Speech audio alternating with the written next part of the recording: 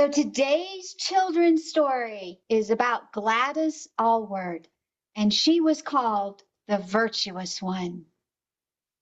And her story begins all the way back in England in the 1920s.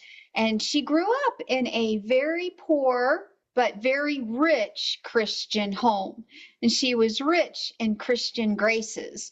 She was what you might say was low class, and she worked as a servant, and that would be a maid for the very wealthy. And she heard the need for China for the gospel, and she wanted to be a missionary there. Now, Gladys was a very hard-working young woman, and she was very neat and presented herself well. She had even learned how to speak better than how she dressed in her common class clothes.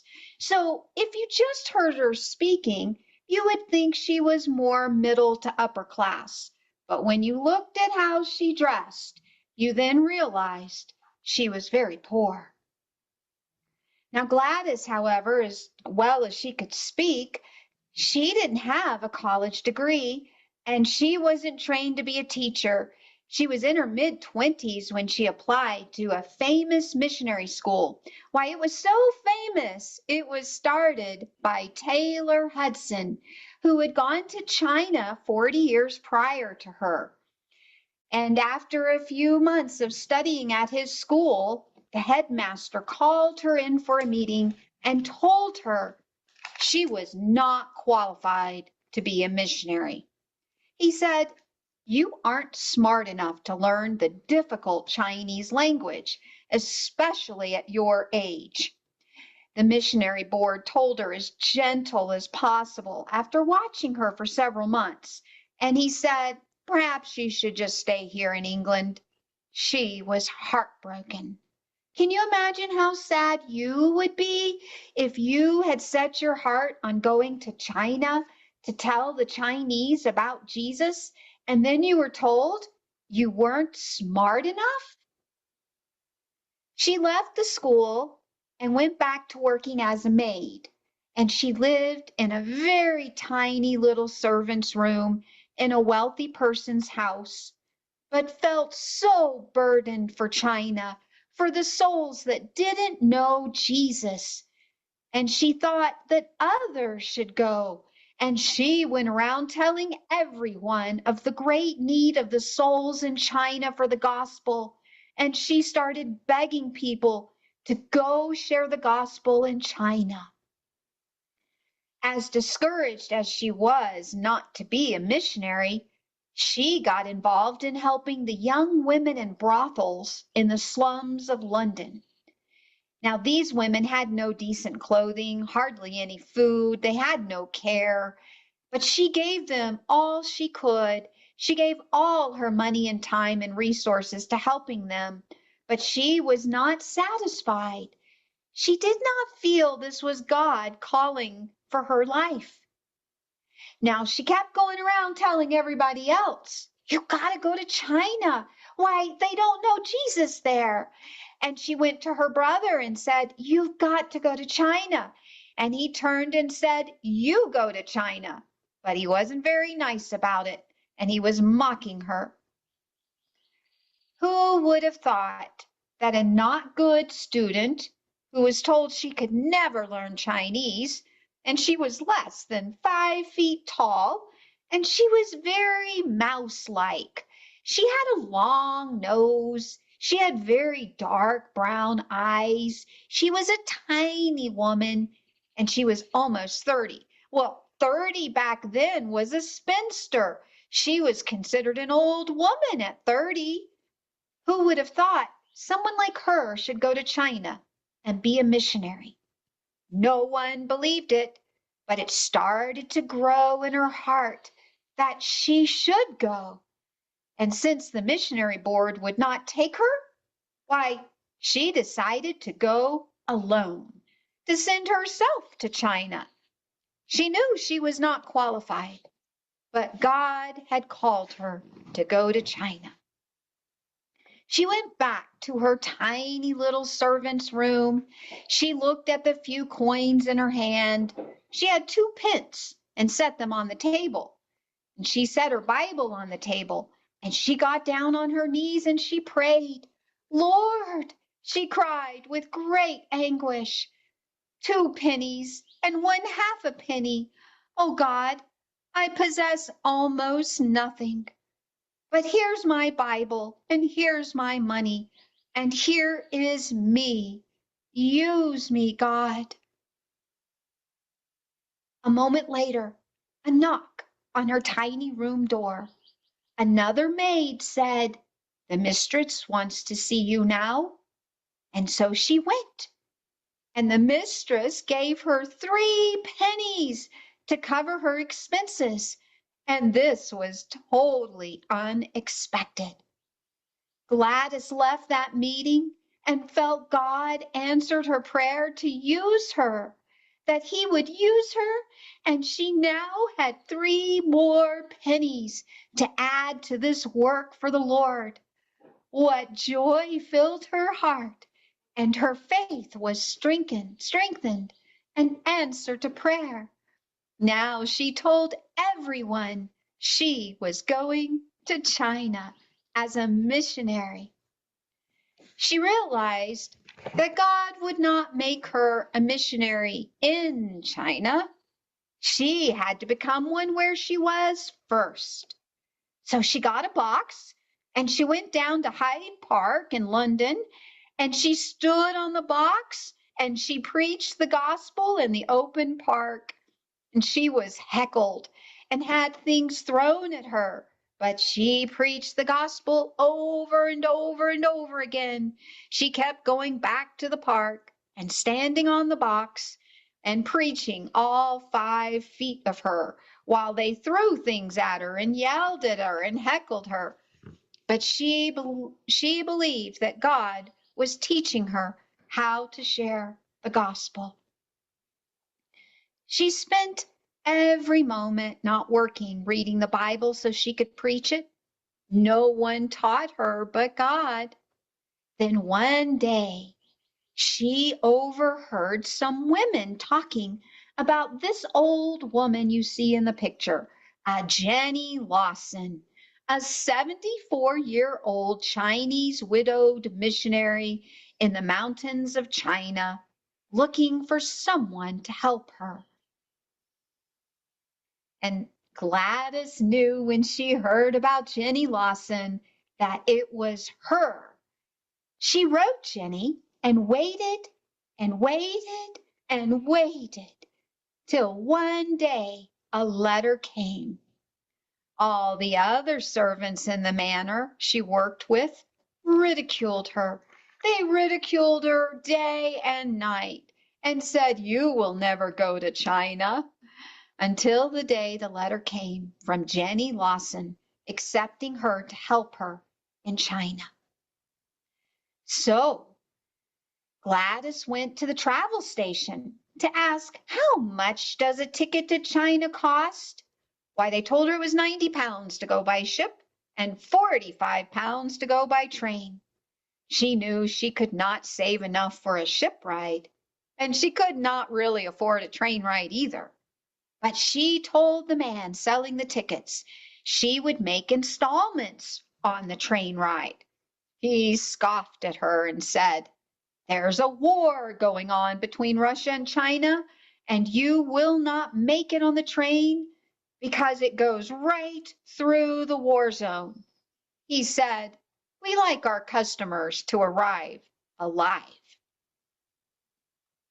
She insisted God was sending her. She spoke so well that at first he did not disbelieve her ability to pay, but looked at her plain, low-class clothing a little closer and realized, oh, she may talk above her class, but she's a low-class servant. She will never be able to save enough money for the ticket. And he took the first installment. He must have been surprised each week she showed up to give her meager wages to the train ticket. Over months and months, she paid installments on that train ride. Gladys saved and saved and saved till one day she had paid the final installment. The ticket to China was hers. She said goodbye to her parents and family and friends and home in England, all she had ever known, to go to a people and country completely foreign to her. Her mother helped her pack. Her mother gave her a corset. Now, we don't wear corsets, young ladies, but back then the upper class wore corsets. And these were a type of undergarments you could actually hide some things in. And so her mother hid a little money and a passport and a Bible and things she hoped a thief would not look inside the underwear to find. She also took a teapot, a little stove, lots of food, a few pieces of clothing, and 2 left foot shoes she had bought to wear. You see, when she was saving all her money, she realized that she could do without some things.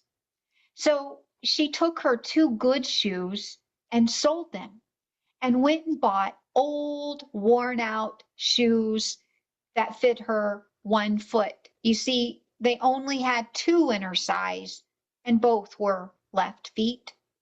So for that entire year she was saving to go to China, why, she was wearing 2 left foot shoes. She actually wore them all the way to China. What sacrifice that was. On the train, she sat with an older couple who were so endeared to her that they gave her some English money and promised to pray for her every day for the rest of their life. She thought, how could this note of English money be any good in China? Because you got to remember, children, the Chinese only accept Chinese money. English money is of no value in China. But the money that the old English couple gave her would turn out to save her life on the way to China. She went on that train ride from London all the way to Germany. Now, she found the Germans a very cold people. But when she got to Russia, she found them barbaric, crude people, terrifying to her. And the landscape went from being very pretty and green, like in this photo back in England, to something very different. The landscape changed greatly every mile closer she got to the China border. It was winter and snow everywhere. And on the train, there were no more passengers. There were only soldiers. And she became the only woman on the train. Oh, how scary. When she went into Russia, she also noticed they only spoke Russian. So she couldn't understand all the talk about a war, that there was a war up ahead of them, nor could she understand that they had told all the passengers to get off the train. She refused their sign language, and she sat there all the way until the train came to a stop. And then everyone got off the train, all the soldiers, and left her all alone on the train. And then she heard firecrackers going off. Pop, pop, pop. Oh, well, that sounds like fun, right? If it's firecrackers. She stepped outside of the train now, empty of everyone, into the snow, the winter cold, to see soldiers and a train track all blown up, so the train could not go any further. One soldier spoke broken English and told her the train was now going back to Chita, which was a village she had just passed, and only used to carry the soldiers. She must walk back or die. Now, children, wouldn't you be scared? You're in Russia and it's snowing and it's soon to be dark, and you got to tromp through the snow carrying 2 pieces of luggage? Oh, all by yourself? Imagine how scary that would have been. So alone, she started back in the winter cold, snow, and night, and for 2 days walked back to Chita. But at night, she would hear the dogs barking and wondered who would let their dogs out in this bitter cold weather. And then later she realized they weren't dogs, they were wolves. She arrived in Chita. Her passport said missionary. They did not know what a missionary was. Gladys was taken as a prisoner and placed in an old, broken down inn, guarded constantly so she would not escape till they figured out what to do with this woman who said she was a missionary. She could walk around town, but never alone. She was always watched, and she knew she was not free to go. You see, they took her passport, and she could not go, she could not leave without it. They would not let her into China unless she had that passport. What was she going to do? Well, the Russian guards decided she was not a missionary, but a machinist. Now, machinists are things that work with metal, and they make pieces to make machines work. And that's what they were going to have her do. I guess they didn't know that she didn't pass, grade school very well. She wasn't very smart. I don't think she would have been a good machinist for them. Well, they wanted machinists to work in their slave factories. So they took her passport and they crossed out missionary and they wrote machinist on it. But then a lowly peasant Russian woman came up to her, and she was not the virtuous kind, but was very kind enough to warn her, and came and told her she must leave that night and escape, or she will be a prisoner forever. And very soon they were going to take her away, and she would never escape from where they were taking her. That this peasant woman had seen this happen many, many times before to people like her that came to our village. That night, a man tried breaking into Gladys's room to assault her, but she bravely told him no and forced him out of her room. God had given her an amazing strength. This little 5-foot tall woman telling this big Russian man to get out, and the Holy Spirit made him get out. Oh, but Gladys couldn't sleep all night long because the peasant woman had warned her, and she knew any minute now someone was going to knock on the door and take her away to be a slave as a machinist. But the next morning, after not sleeping all night, worried about what was going to happen, another man came to her door and knocked. It was an old man, and she knew that he was there to help her and not hurt her. And he led her out the back door. And he quietly took her to the docks. And then the same woman of low reputation came and said, "Do you have any clothing you could give me?" Gladys gave her what she had, her stockings in her pocket. Now, children, you've grown up in an age where nobody wears stockings. But when I was your age, I wore stockings. These keep your legs warm. And she had a pair in her pocket, and she gave it to her. And then she gave her her only pair of warm gloves on her very own hands. The woman pointed her to the Japanese shipping vessel.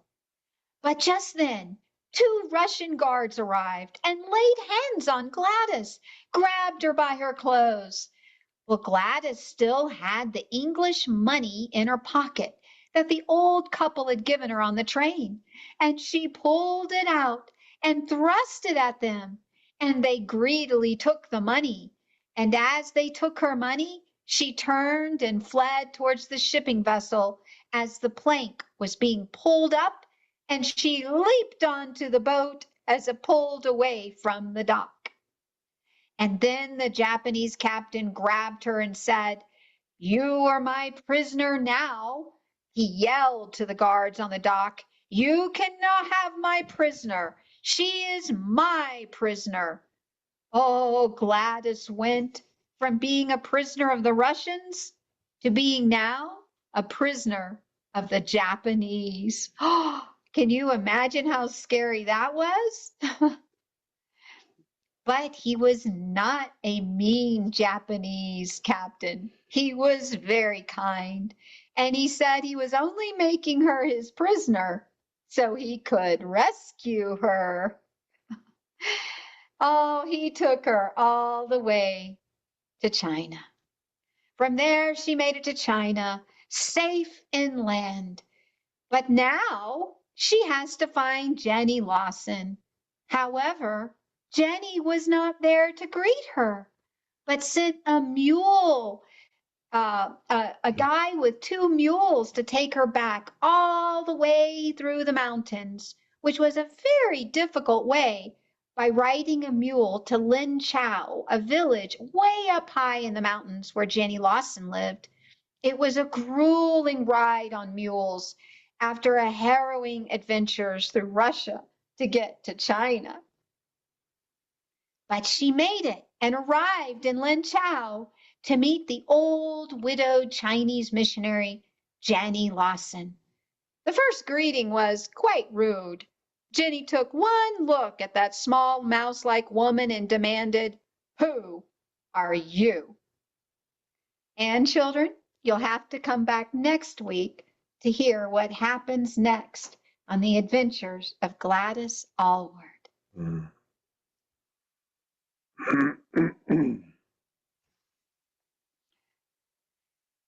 You'll have to stop recording. Oh, okay, 1 second. Mm.